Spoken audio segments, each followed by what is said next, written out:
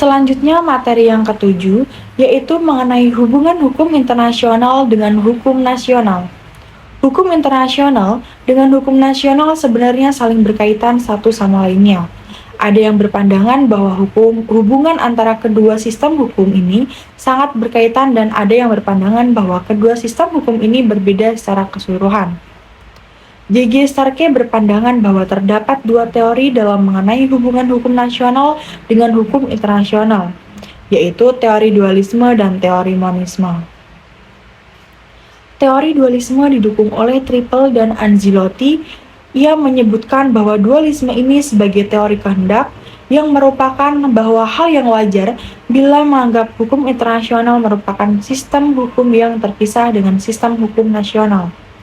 Menurut Triple, terdapat dua perbedaan di antara kedua sistem hukum ini. Yang pertama yaitu subjek hukum nasional adalah individu, sedangkan subjek hukum internasional adalah semata-mata dan secara eksklusifnya adalah negara-negara. Yang kedua, sumber-sumber hukum keduanya sangat berbeda, yang dalam arti bahwa sumber hukum nasional adalah kehendak negara itu sendiri, sedangkan sumber hukum internasional adalah kehendak bersama dari negara-negara. Anzilotti menganut suatu pendekatan yang berbeda. Ia membedakan bahwa hukum nasional dengan hukum internasional menurut prinsip-prinsipnya sangat fundamental, dengan mana masing-masing sistem itu ditentukan hukum nasional dan ditentukan oleh prinsip fundamental bahwa perundang-undangan negara harus ditaati. Sedangkan sistem hukum internasional ditentukan oleh prinsip Pacta Sunt Servanda, yaitu perjanjian antara negara harus dijunjung tinggi. Berdasarkan teori Anzilotti, ini berarti bahwa Pacta Sunt Servanda tidak dapat dikatakan bahwa sebagai norma yang melandasi hukum internasional. Menurut pendapat J.G. Starke ini juga didukung oleh Burhan Sani. Menurut Burhan Sani, ada dua paham mengenai hubungan antara hukum internasional dengan hukum-hukum nasional, yaitu paham mengenai hubungan antara hukum internasional dengan hukum-hukum nasional, yaitu paham dualisme dan paham monisme. Menurut paham dualisme ini, hukum nasional dengan hukum internasional merupakan dua sistem hukum yang secara keseluruhannya berbeda-beda. Hakikat hukum nasional berbeda dengan hukum nasional. Hukum internasional dan hukum nasional merupakan dua sistem hukum yang benar-benar terpisah dan tidak saling mempunyai hubungan superioritas atau subordinasi. Namun, secara logika, paham dualisme akan mengutamakan hukum nasional dan mengabaikan hukum internasional, sedangkan paham monisme berpendapat bahwa hukum internasional dan hukum nasional sangat saling berkaitan satu dengan yang lainnya. Menurut teori monisme, bahwa hukum internasional itu adalah lanjutan dari hukum nasional, yaitu dalam arti bahwa hukum nasional untuk urusan luar negeri. Menurut teori ini, bahwa hukum nasional kedudukannya lebih rendah dibanding dengan hukum internasional. Mengapa demikian? Karena hukum nasional ini tunduk dan harus sesuai dengan hukum internasional.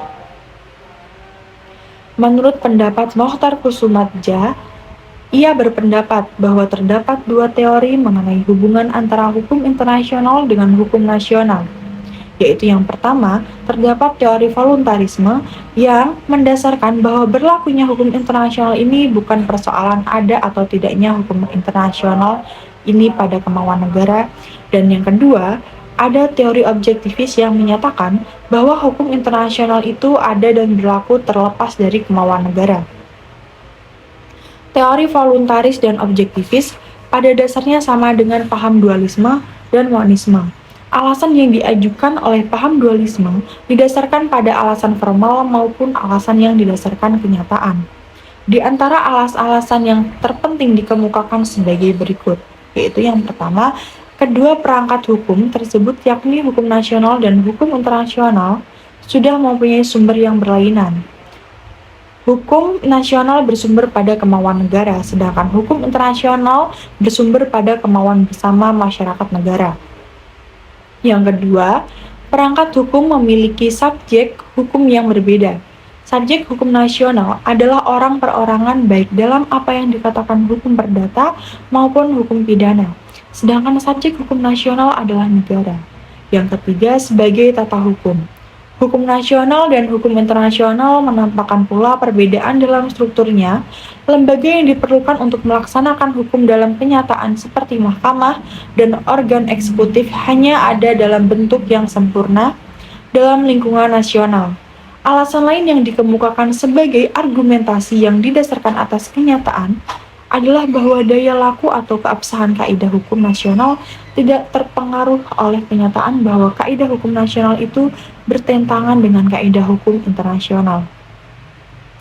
Pandangan dualisme ini memiliki beberapa akibat penting. Salah satu akibat terpenting bahwa kaidah-kaidah dari perangkat hukum yang satu tidak mungkin bersumber kepada perangkat hukum yang lainnya. Dengan arti atau dengan kata lain bahwa tidak ada tempat bagi persoalan hierarki antara hukum nasional dengan hukum nasional. Akibat kedua ketentuan hukum internasional merupakan transformasi dari hukum nasional. Paham monisme didasarkan atas pemikiran kesatuan dari seluruh hukum yang mengatur hidup manusia. Dalam rangka pemikiran ini, hukum internasional dan hukum nasional merupakan dua bagian dari satu kesatuan yang lebih besar, yaitu hukum yang mengatur kehidupan manusia. Akibat pandangan monisme ini adalah bahwa antar kedua perangkat hukum ini mungkin ada hierarki. Berdasarkan paham monisme dengan pengutamaan pada hukum internasional, hukum nasional secara hierarkis lebih rendah dibandingkan dengan hukum internasional. Karena hukum nasional tunduk pada hukum internasional dalam arti hukum nasional harus sesuai dengan hukum internasional. Dimungkinkan ada monisme yang menganggap bahwa hukum nasional itu sejajar dengan hukum internasional. Mengapa demikian?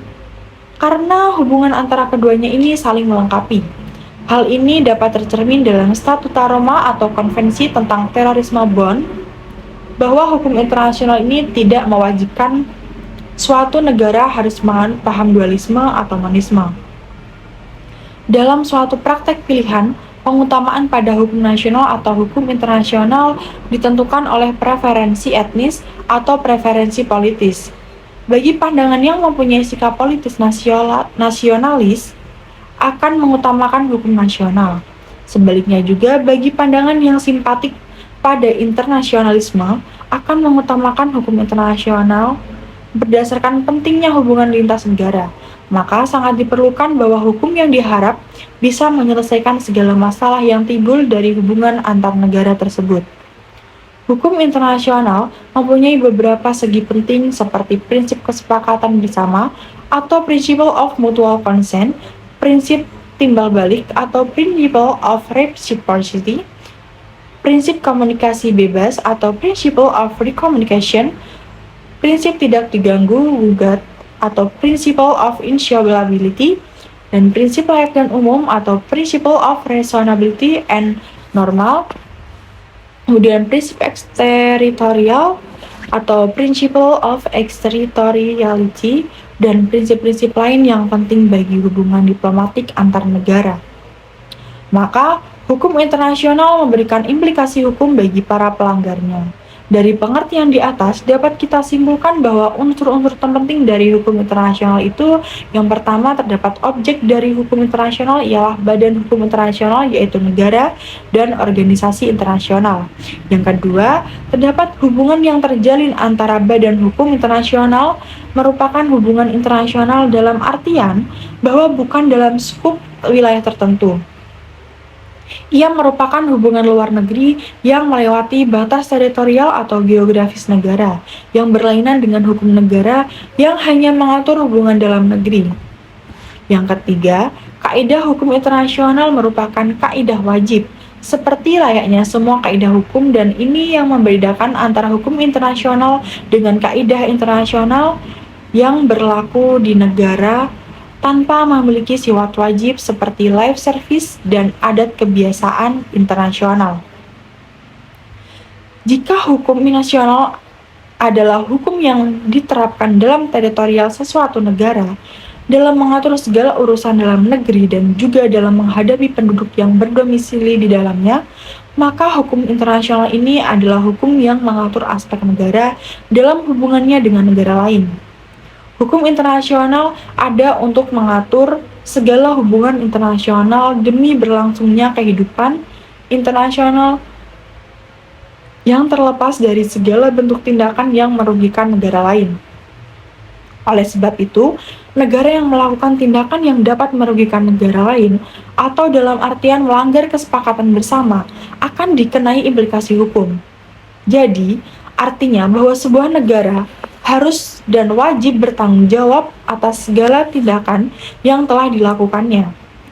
Pengertian tanggung jawab internasional itu sendiri itu adalah peraturan hukum yang dimana hukum internasional mewajibkan kepada person atau orang hukum internasional pelaku tindakan yang melanggar kewajiban-kewajiban internasional yang menyebabkan suatu kerugian pada seseorang atau person hukum internasional lainnya untuk melakukan kompensasi. Mengenai hubungan hukum internasional dengan hukum nasional ini, terdapat hubungan pemberlakuan hukum internasional terhadap hukum nasional. Ada dua teori yang melandasi hubungan pemberlakuan ini, yaitu teori transformasi dan teori adopsi khusus. Teori transformasi menyatakan bahwa pemberlakuan hukum ini ke dalam hukum nasional dengan transformasi traktat atau perjanjian internasional ke dalam hukum nasional, yang bukan hanya menjadi syarat formal melainkan merupakan syarat substansial dengan sendirinya mengesahkan perluasan berlakunya kaidah-kaidah yang dimuat dalam traktat terhadap individu. Teori ini bersandarkan pada sifat konsekuensi hukum internasional yang berbeda dengan sifat non-sensual dari hukum nasional. Menurut teori adopsi khusus berpandangan bahwa yang hampir sama dengan teori transformasi yaitu kaidah-kaidah hukum internasional dan tidak dapat secara langsung diberlakukan di lingkungan nasional oleh pengadilan-pengadilan nasional atau oleh siapapun. Untuk memberlakukan kaidah tersebut, hukum nasional harus bersumber kepada hukum internasional. Dari pembahasan saya tadi, jadi dapat disimpulkan bahwa terdapat dua paham tentang hubungan hukum nasional dengan hukum internasional, yaitu yang pertama, paham dualisme yang menyatakan bahwa hukum internasional dengan hukum nasional merupakan dua sistem hukum yang berbeda secara keseluruhannya. Hakikat hukum nasional berbeda dengan hukum nasional.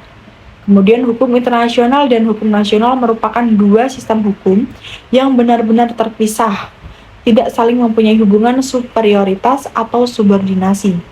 Kedua, paham monisme berpendapat bahwa hukum internasional dan hukum nasional saling berkaitan satu sama lainnya. Menurut teori monisme, hukum internasional itu adalah lanjutan dari hukum nasional, yaitu hukum nasional untuk urusan luar negeri, sedangkan menurut teori ini, hukum nasional kedudukannya lebih rendah dibanding dengan hukum internasional. Hukum nasional tunduk dan harus sesuai dengan hukum internasional.